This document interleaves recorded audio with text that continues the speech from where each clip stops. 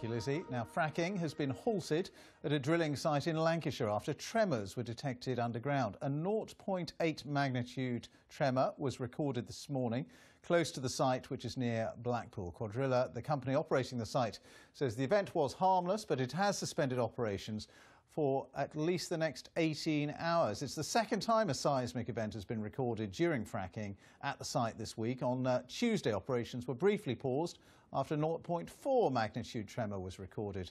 Fracking began there earlier this month after a failed legal challenge from campaigners.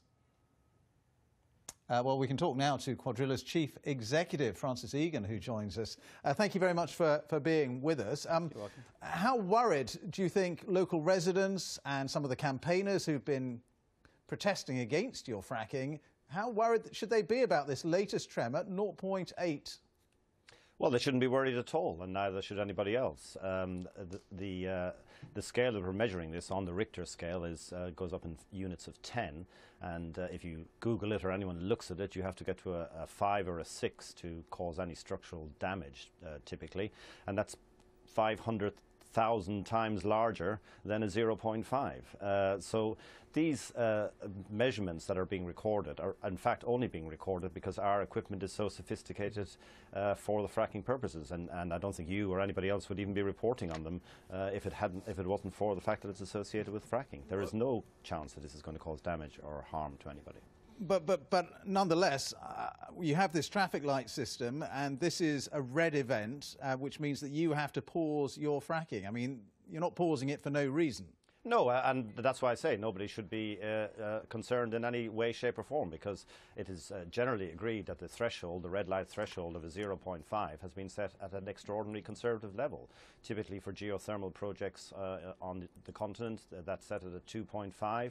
In Canada, the equivalent is set actually at a 4 for a red light level. So a 0.5 is far, far below anything that can be felt on the surface. The actual surface vibration, ground movement associated with it was a 0.5 millimeters per second. If you again look it up, you have to get to a 50 millimeters per second before structural damage can be caused. So, but we are required to pause for 18 hours, and that's what we'll do. But we expect to start fracking operations again tomorrow.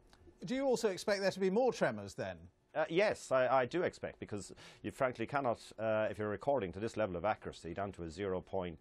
From a 0, in fact, up to a 0.5, that's just measuring the fractures being created in the rock. And as I say, if we weren't measuring that level of accuracy, nobody would know, and nobody would actually be able to detect them. But some of the campaigners who've been there in Lancashire would say this is what they were always worried about, because you are playing around with the planet, effectively. You're playing around with the structure of the planet, and with consequences that you may not always understand. Well, you know, I understand that some people have concerns, but frankly, if you're building a building site, you're playing around with the structure of the planet, and you're going to get a ground motion that's higher than that. If you drive a bus down the road, you'll get a ground motion that's higher than a 0.5. So really, human beings can do very little on the planet without playing around with it in some way, shape or form. The important point here is that it's being regulated to a very high degree of accuracy, and there is absolutely no danger to anybody because the threshold has been set so conservatively. But the protesters who have been campaigning there will say they have been vindicated. This is just evidence of what they were saying all along, that there are going to be tremors throughout this process. Well, there are going to be tremors, but not tremors that can be felt, because I'll repeat myself, but we're measuring to a degree of accuracy that cannot be felt. And when you create tiny fractures in the rock, we can detect that. That's the point of the microseismic measurement. But the reason we're doing it is because the country needs gas. So they won't go any worse than 0.8, is that what you're saying? I beg your pardon? They won't go any worse than 0.8 or any higher than 0.8? They will never get to a stage where they can be felt at the surface. You cannot feel something at the surface until you get to about a 2, and bearing in mind a 2 is 100 times larger than, or more than 100 times larger than a 0.8 in terms of magnitude. Thank you for talking to us. That's Francis Egan, Chief Executive of Quadrilla. Thank you very much for your time this evening.